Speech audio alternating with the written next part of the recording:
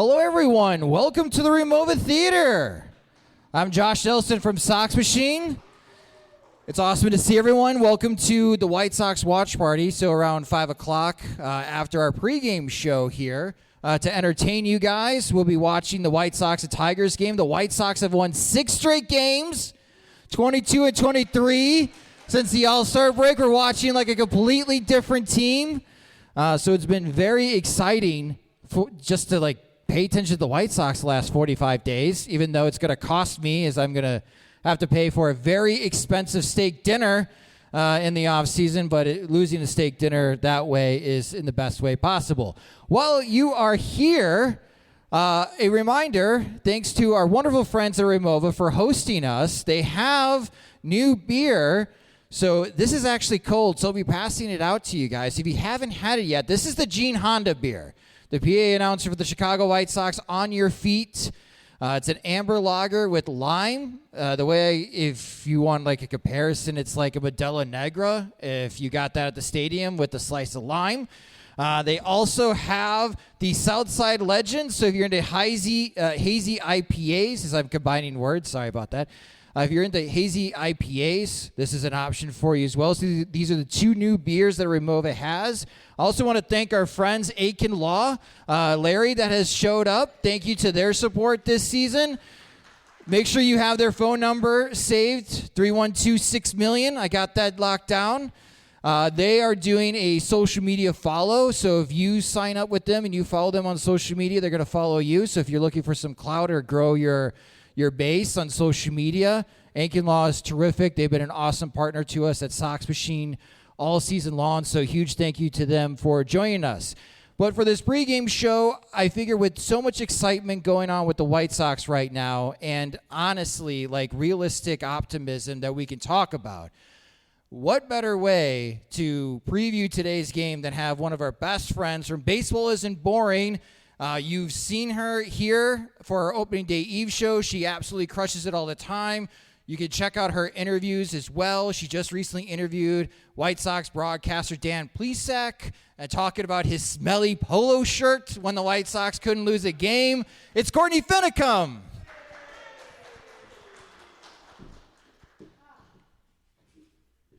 So let us... As always, Josh, you know how to introduce the girl, I got to tell you. You do. Well, the White Sox, Courtney, 22 and 23 since the All-Star break. If I told you that the White Sox would have the same record as the Detroit Tigers post-All-Star break, what would you say? I mean, I would look at you like you were crazy, which I normally do anyway, but I really would this time because after what we saw first half, I mean, that team couldn't hit a lick, right? No, they could not. And it was frustratingly bad. I mean, how many games did we lose by 1 run in the first half? Way too many. Way too many. So I would have looked at you like you were crazy. Yeah, what was it? At one point, they were 9 and 28 in one-run games. Just brutal viewing experience. But what do you make of this performance, though, Courtney, post-All-Star break? Because James Fegan will look at me and say, Josh, you're just overly optimistic. You are crazy town banana pants right now. I don't know if this is going to carry over to next season because each season is different. But I know it's weird for me to say I am optimistic, and I don't think what we're watching from the White Sox right now, Courtney, is a fluke because a lot of this run production is coming from the younger players. How do you view their play post-All-Star break this season, and do you think it could carry over into 2026? So if you know a lot about me, you know I'm kind of a, believe it or not, a glass half-empty person. Okay. So that can tell you right there about my mindset with all my teams. But I got to say, I am optimistic as well, which I'm usually not. I'm usually kind of a realist, and I'm like, okay, they're going to come down to earth. It's going to be over. It's going to be fine. They're still going to be the same White Sox we hate, right? But I feel like this particular core, like you said, the young guys, I feel like they're playing with an energy and a chemistry that we've never seen before. Certainly compared to the old core of the Eloy Jimenez and the Moncadas and all that. I feel like it takes a while for a core of guys to mesh together, and that's what we're seeing finally right now in the second half. They're finally playing with a purpose. There's energy. There's stuff going on that we have not seen in a long time on the South Side. And to back up that point, I don't know if you guys watched last night's game, but last year, Kyle Teal and Shane Smith colliding in front of home plate, and the Tigers scoring 2 runs off that. We would have made fun of that, and that everyone in baseball would have made gifs and made fun of the White Sox. Like, look how the White Sox have found another way to lose a game, but they didn't lose. Like, they came back and they fought through that, and Shane Smith struck out the next guy he faced. And that's exactly what I keep saying. You know, everyone wants to sort of nitpick the fact that the Twins are a terrible team right now, going back to the Twins series. And they're a decimated team, let's be honest. They got absolutely gutted at the deadline.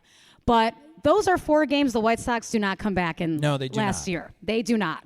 So there is something to be said for that. They are playing with a flair and an energy right now that we were not seeing last year. And that means something.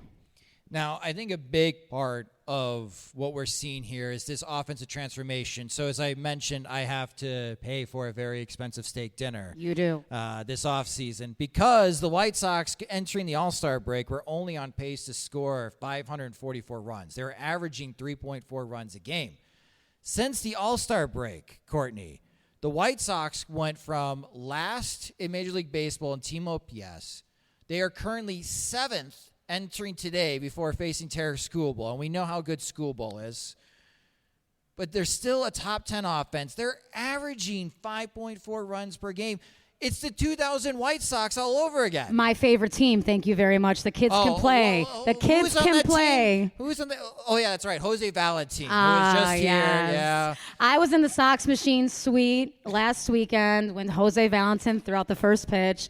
And Josh now knows my little childhood crush on Jose Valentin. Very proud of that, by the way. So, yes, I am a big supporter of it. Handsome dude still. I mean, without the mustache, the salt and pepper now, oh, my goodness. Hello. But for this White Sox offense, still being a top 10 unit, this is where James will laugh at me and be like, Josh, there's no way that the White Sox next season with the roster that they have are going to average 5.4 runs per game. And James is probably right. But Courtney, how does this change the thinking entering this offseason if the White Sox suddenly do have a top 10 offense? And I think it changes things drastically. However, I think we can look at the big picture, the realistic picture, like I said. Is Colson Montgomery going to hit 50-plus home runs next year in 162 games? That would be amazing. I would love it. Cal Raleigh's hitting 50-plus home runs, right? But, the realistic version of that is probably not. So at some point, he's going to come down to earth and turn into whatever he's going to turn into. But I will say about this current run, sometimes it really does take a while for a young team to start gelling. And I saw a quote from Marcus Thames, our hitting coach, the White Sox hitting coach, and he basically said the same thing. Sometimes when you have a young core, it takes a while for that team to start gelling. And I really do think we're seeing that finally. Yeah, because 5 runs per game would challenge the 2000 White Sox for most runs scored in a season. Not saying the 2026 White Sox are going to do that. But I don't want to stop them. Please. That makes this watching the baseball every day a lot more fun. And you can just buy into, you mentioned the Twins series, down 3-1 in the 9th inning. Last year, they easily lose that game, Courtney. Easily. But Michael A. Taylor comes through, and the White Sox win that game 4-3. So that's just how different this post-All-Star break has been. Who's quietly had a very nice year, Michael A. Taylor. He's a very unassuming guy, but he is quietly, and I sort of crapped on that signing when it happened, but he's quietly had a very nice year. Very useful now that Luis Robert is probably missing the rest of the season. 100%. Don't get me going on that. So we talked about Colson Montgomery, and he has hit more home runs than anyone in Major League Baseball since the All-Star break. Are you buying into this type of power production? Am I buying into the type? Well, that's a loaded question. It's only a 57 home run pace over 162 games, Courtney. Only. I am not buying into the 57 home run pace, but I am buying into the power surge. Absolutely. Is he the future star that White Sox fans have been wondering ever since the previous core? Because Tim Anderson was the star, right? Absolutely. He was in a Dairy Queen commercial with Bryce Harper. Is he the next star of the White Sox? Well, I said this during Sox Fest. We were in this very room when we were interviewing the guys from Sox Fest. And I got a chance to talk to Colson Montgomery for about 10, 15 minutes. And I told anyone that would listen after that interview, if this kid pans out, he is going to be a superstar. He has an extremely likable personality. And I think we're seeing that. I think the more he gets interviewed, we are seeing that personality come out. But I would like to personally see, because as we discussed earlier, I'm a baseball purist at the end of the day. I'm very old school deep down. I like to see him get on base more. I like to see some more walks. Just my personal idea of what I like to see him get better at. But I think this power is here to stay. Yeah, ever since he grabbed that torpedo bat, we did not see this type of power production in the minor leagues. And he mentioned, because he didn't have the torpedo bat, right, now having a bat that's custom made so it matches with his swing profile. So when he does barrel up pitches, he's the only rookie ever in the StatCast era to hit 2 homers more than 450 feet. I did not have any clue he had this type of power. Well, I was at the Joe Borchard game. Do you guys know what I'm referring to when I say so the Joe did that Borchard actually game? Fly into the concourse? It absolutely flew into the concourse. And again, Joe Borchard, an unfortunate, another failed White Sox prospect that we were all excited for that didn't pan out. But I really thought that one home run Colson hit at Sox Park was going to go further than the Joe Borchard home run. They need to bring back the goose. They need something in the concourse. They need a target. Yes, they do. We talked about, if it's going to be the Miller Lite landing, have a Miller Lite can.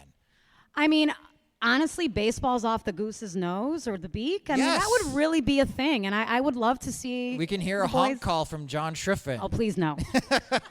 No offense, of course. No. So Colson Montgomery, super impressive. If he did this in the first half of the season, he would be the White Sox all-star representative. Without a doubt. But it was Shane Smith. And Shane Smith had a strong April and May. We talked about it a lot. June and July, he regressed. But Courtney, in his last 8 starts, he's only allowed 14 earned runs. His ERA is 3.25 during this 8-start stretch. He has regained his velocity. He was hitting 98 miles per hour yesterday. Is he the frontline starter that the White Sox are now looking for ever since they traded Garrett Crochet away? I think he can be a solid number 2. I think if we're going into spring training next year and he's considered the number 1, Chris Getz might have failed at his job in the offseason. Okay. I think we still need to look at a solid veteran for that number 1 spot. Anyone in mind? Off the top of my head, a Shane Bieber might be interesting. Oh, okay. I mean, he's looking good for Toronto. He's looking good for Toronto, and he's a name that right off the top of my head, nice veteran presence. I don't know what he's looking for contract-wise, but he'd be someone I'd take a look at. Okay, I like that type of target. The Sox Machine offseason plan project, very popular on our site, where everybody gets to play GM. I can't wait for this year because before the All-Star break, it was going to be super boring. I don't think a lot of people were going to participate. But now, since they've been playing so well and there's a lot more optimism, I think we're going to get a lot more creative ideas. I didn't even think about Shane Bieber. I was expecting a lot of Framber Valdez. Yeah, he's another interesting name, but don't piss him off, though. As we saw, which, you know what? I don't mind that. You mentioned if Shane Smith is your number 1, that Chris Getz would have failed in the offseason. If Shane Smith is the opening day starter in 2026 for the White Sox, if they don't go and get another starter, Courtney, is he the best option? Like, are you expecting him to be the best pitcher for the White Sox next year? I think that's a safe bet. As we've kind of seen we had Sean Burke open up this year. And he's in Charlotte. And he's in Charlotte. And that's a little bit of a weird move, let's be honest. Yeah, it is. It's a little weird. He's working through some things like a lot of us did in our 20s. No doubt. We had some good days. We had some bad days. No doubt. I'm so glad that the hitting prospects have clicked for the White Sox with Montgomery and Teal and Caro. Mydroth has had a solid season this year for the White Sox because it does cover up some of the, I don't want to say if it's frustration, but like Hagen Smith and Noah Schultz have had very uneven years this year. Schultz is back on the IL because of a knee injury. Right. So we'll see what they can contribute into next year. Those two, I would have said, yeah, we're going to see them in September, and they're going to give us hope. Likewise. I think I prefer this route now with Montgomery, Teal, and Caro because they're going to play every day. Absolutely. Instead of every 5th day. And then we don't have to play the game of, are they going to trade Schultz and Smith 4 years from now? Please don't haunt me. So that's one of the areas that's concerning for me from this season is how Schultz and Smith bounce back. So let's start on that front. What is an area of concern for this season that you would like the White Sox to address in the offseason, Courtney? Well, I've been screaming about this for about a month on Twitter, and it's the bullpen. The bullpen is an absolute sore spot. You're not enjoying this adventure? I mean, it's an everyday roller coaster, right? I mean, even if we jump with like a 3-1 run lead into the sixth inning, I'm like, okay, who's going to come in now? Is it going to be Tyler Gilbert? Is it going to be, Bryce Wilson, whoever the hell they're pulling out? I got so nervous last night that I hopped on the Peloton bike to get that nervous energy out of my system. I mean, right. Bullpen. But it's like, I just wonder if we even had a halfway decent bullpen. Where would this team be right now on September 6th? I'd be interested to see. Math says the expected win-loss record for the White Sox should be 9 wins better than what they currently are. If we were here today and they were playing up to the math, they'd be a half game behind the Minnesota Twins for 4th place. They'd be a game and a half back at Cleveland for 3rd place. Yep. I think we would feel a lot different coming into today's game, being like, the White Sox have a chance to not be in last place. There'd be a lot more excitement than there is currently. And I talked about this at the ESPN 1000 pregame show. Like, how do you look at this White Sox team entering the offseason, Courtney? What's the starting point? If they finish 62 and 100, do you view this as a White Sox team that won 62 games and try to make adjustments in the offseason? Or do you ignore everything that happened pre-All-Star break and say, we are this team post-All-Star break? Damn pessimism. And this is how we're going to make moves this offseason. So here's the way I look at your first statement about, where the Sox would be. With the way the American League is structured, if the Sox were what you said they could be, they'd be right in the middle of the wild card race, which is wild to think about, right in the middle of it. So for that 3rd spot, of course. But as far as what they need to do, I'm not talking about, getting a 2015 Royal-style bullpen, although it would be sweet. It would be nice. It'd be nice. But we definitely need to figure out, okay, who is the closer? Flipping a coin every day, okay, is it Leisure? Is it Grant Taylor? We need a bona fide closer. Luke Weaver comes to mind if you want another free agent possibility. Okay. He's an interesting name that's a free agent. We need someone that can for sure close the door in the 9th inning. So I don't know if Will Venable agrees with us, because I'm kind of with you that it would be nice to have a 9th inning guy. Yes. But he kind of subscribes to the idea of, you're my best reliever. Yep. Here comes 3, 4, and 5 in the 7th inning. You're pitching the 7th inning. Yes. So I'm curious, like, if Getz even goes after guys like that. But I am expecting, Courtney, this offseason, White Sox sign this reliever. Why? They throw 97. Right. Why do they sign this? He throws 97. Right. Like, they're going to be going after velocity, even if they got hurt a lot and they haven't pitched a lot. If they have any data where they throw 97 or harder, I think that's what the White Sox are going to do, because Steven Wilson, bless his heart. 94 just doesn't do the trick anymore in the zone. It just doesn't. And you know what? He's another guy. It's like it's a roller coaster. Either you're going to have a shutdown inning from him, or you're going to have some traffic on the bases. And it's just, we need more consistency out of the bullpen. We need more outs. And as far as what else they need to do, they need to iron out what's the plan moving forward with first base. Are we going with Miguel Vargas? I mean, what is the plan there? And, of course, the constant hole that's in right field. I'd love to see a 30-plus home run guy sitting right field again. That would be wonderful, but they got to figure out what the plan is. Kyle Tucker's going to be a free agent. What a fantasy. Yeah. What a fantasy. The first base is funny because this upcoming offseason, I'm expecting a lot of Josh Naylor. Yeah, and I worry about that. I mean, he's a Joe DiMaggio against us, but as soon as he gets a White Sox uniform on, he's going to be hitting 220, I guarantee you. Or could he be the A.J. Brzezinski, someone that White Sox fans absolutely hate, but he puts on that White Sox uniform, and everyone's like, oh, I don't remember who he played for before Chicago. And allegedly a great clubhouse guy. Yes. Allegedly a great clubhouse guy. So that is something that I would take a look at and potentially make that move. Yeah, I agree with you. First base, Miguel Vargas has been doing well, but again, you got to get him healthy. Defensively, I think he would prefer to play third base, but the White Sox have questions there. Yep. Right field, Mike Tauchman's going to be 36. Yeah, I was on the train. I got yelled at on Twitter for this. I was on the train of trading him. Like, I thought you figure out a trade for him and try to get something back because he is going to be 36 in December. And to me, I don't know. We'll see if they bring him back. He gets on base. It's the Moneyball quote. The Moneyball quote. What does he do well? He gets on base. And he is a ball player. I have to say, he's a ball player. He tries hard. Yes. He does. I look at him as a 40-year-old and be like, Michael, we need to slow down, bud. You're going to blow your hamstring. And he almost has a couple times. So, yeah, he's definitely feeling it. He is. All right, so we talked about the things that concern us about this season moving forward. What has been your favorite thing about the 2025 White Sox? We've talked about it all day long. We can continue to talk about it. Obviously, Colson Montgomery coming up and doing what he's doing has been absolutely incredible. I mean, I had talks with people outside the White Sox saying that, Montgomery's another bust. He's another bust. And I don't think anybody really saw that, this power and just how he has acclimated defensively. His defense has been quietly very, very good. So I think his entire profile since coming up has been really encouraging to see.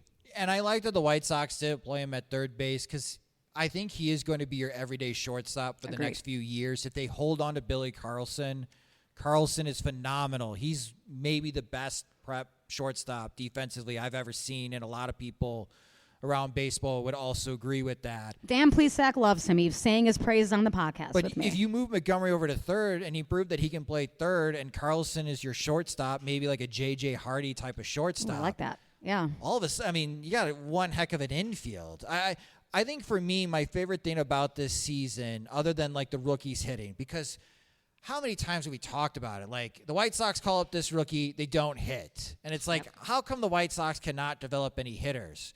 But it's just not Montgomery. It is Kyle Teal and Edgar Caro having better than league average numbers. That's what gives me like hope going into next season, is that you have answers at catcher.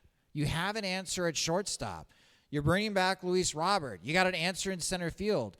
We hear Steve Stone talk about all the time, and Stoney's right, Courtney. You have to take care of the middle of the field. Absolutely. We had no idea what up the middle of the field was coming into the season, but in 2026, punch a hole near the next wooden object. There's some wooden benches over here. Yes. We can punch a hole through it, but if everybody stays healthy, maybe they lucked into it, but the White Sox have figured out the up the middle as far as defensively and offensively. I mean, look at who we had last year. Nicky Lopez. I mean, a nice guy, local kid. We love that. Naperville Nicky. Didn't Jacob Amaya start on opening day at shortstop for the White Sox? Another name. But, another positive, the Miguel Vargas, how he has really emerged. I thought that trade was going to be a disaster. It didn't start off well. It did not start off too well. No. But he has really turned into a pretty damn good hitter. And begrudgingly, Lenine Sosa. Oh, Any Lennonites in the audience? Yeah, there they are. Oh, my gosh. They are. He continues to hit. I mean, he's not great defensively, but we all sweat when he's in the field. Come on. Oh, yeah. There's not a chance in hell you guys are confident when he's playing defense. But today, as we just have a couple minutes before the first pitch, and thank you to everyone here joining us for the pregame podcast. Really appreciate that. It is Tarek Skubal tonight. Against the White Sox. Martin Perez has been pitching really well for the White Sox. I think this is going to be a pretty quick game. I'm expecting a low-scoring game, at least in the first 5 innings. But if you had to have a pick to click tonight of the White Sox against Skubal, and it'll be interesting to see in how correct we were as this gets posted to the podcast feeds. We're either going to look really smart or I'm going to look really dumb. Who's your pick to click tonight against Skubal? I'm going with the hot hand, and I'm going with Colson Montgomery. All right. Lefty on lefty damage. That's right. All right. I'm going to go with Lenine Sosa. Okay. We have a race at who's going to get the 20 home runs first. I know we do. Sosa's leading. He's got 19. Benintendi's not playing tonight. Montgomery is. Both of those are at 18 home runs. We'll see. I think Sosa does get to 20 homers. I think he will, too. And by the way, I was up here opening day eve, And Benintendi was my pick to click. Yes. You remember this? And he's now making a roll. And I got booed on stage when I said that. And he's more than likely going to have 20 plus home runs this year. So you're welcome. And as he told James, he still hasn't felt like he's gotten hot in his 3 years with the White Sox. That he did say that. And I love accountability, as you Yes. know. I love that. So Yes. I appreciate that. So it'll be fun to watch this game with you guys. But again, if you are not following Courtney on social media, you should. She's on Twitter at Courtney883. She's also on Instagram at that same handle.